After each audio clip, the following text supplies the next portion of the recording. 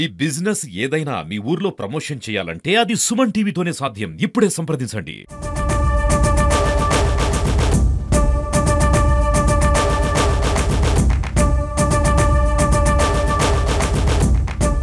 శ్రీ యాదగిరిగుట్ట లక్ష్మీ నరసింహస్వామి వారి పుణ్యక్షేత్రంలో జరిగినటువంటి చింతపండు దొంగలపై విచారణ అయితే జరుగుతుంది.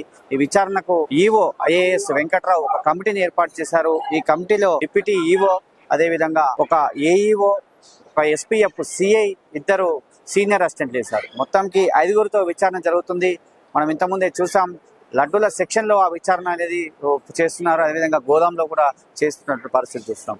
నిజంగా యాదాద్రి పుణ్యక్షేత్రానికి తెలంగాణలోనే ప్రసిద్ధిగాంచినటువంటి పుణ్యక్షేత్రంలో ఇలాంటి ఘటనలు జరగడం అయితే నిజంగా తీవ్ర బాధ కలుగుతుందని చెప్పవచ్చు. ఎందుకంటే యాదాద్రి క్షేత్రంలో నిత్యం అనునిత్యం భక్తులతో కిటకిటలాడే ఈ దేవస్థానంలో ఇలాంటి దొంగల వల్ల చాలా ఇబ్బందిగా మారింది చెప్పవచ్చు.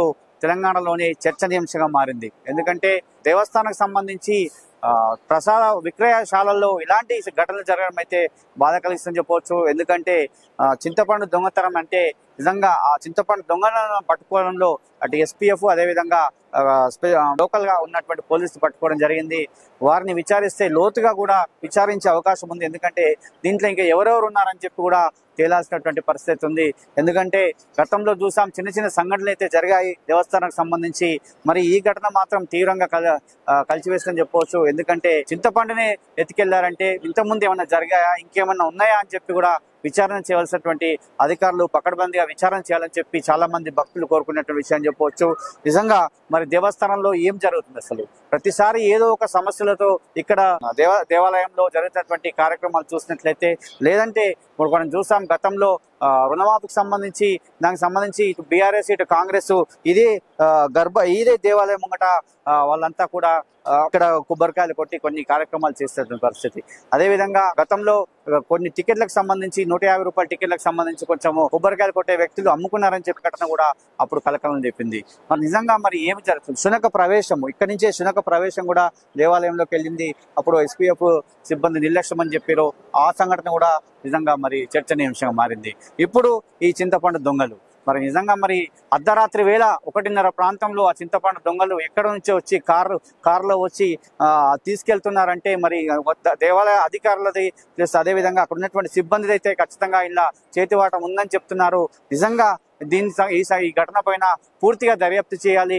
ఐఏఎస్ 5గురి కమిటీ అయితే వేశారు. ఆ కమిటీ అయితే మరి దీన్ని కొంచెం లేట్ అయినా సరే కానీ పకడ్బందీగా రిపోర్ట్ ఇవ్వాలని చెప్పి భక్తులు అయితే కోరుకుంటున్నారు. సుమన్ టీవీ కూడా కోరుకుంటుంది. మరి ప్రసిద్ధిగాంచినటువంటి పుణ్యక్షేత్రానికి ముఖ్యమంత్రి రేవంత్ రెడ్డి 100 కోట్లు కూడా ఇప్పుడు ఇవ్వబోతున్నాడు. మరి దీన్ని ఇంకా అభివృద్ధి చేయాలి. ఎందుకంటే తెలంగాణలో ప్రసిద్ధిగాంచింది.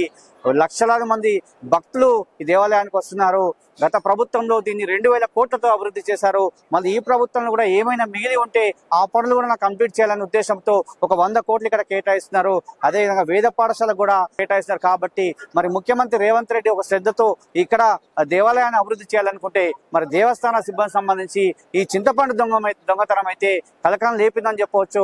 దానిపైన మాత్రం ఖచ్చితంగా విచారణ జరిపించాలి, దోషులను అయితే శిక్షించాలని చెప్పి భక్తులు మనతో కోరుకున్నటువంటి విషయం. మరి నిజంగా ఐఏఎస్ ఒక కమిటీని అయితే ఇచ్చింది. మరి ఆ కమిటీ రిపోర్ట్ ఎప్పుడు వచ్చినా సరే పకడ్బందీగా ఉండాలి.